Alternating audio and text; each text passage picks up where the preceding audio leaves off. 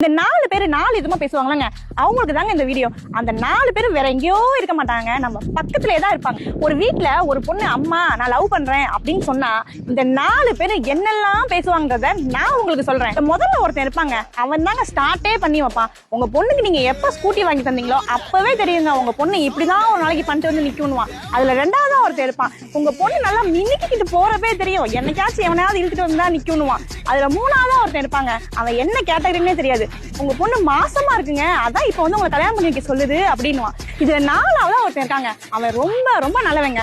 ஐயோ உங்க பொண்ணு லவ் பண்ற பையன் ஒரு குடிகார பையங்க, அவனுக்கு உங்க பொண்ணை கொடுத்து அவ வாழ்க்கையே கெடுத்துறாதீங்க அப்படின்னு சொல்லி சோழியை முடிச்சு விட்டுருவாங்க.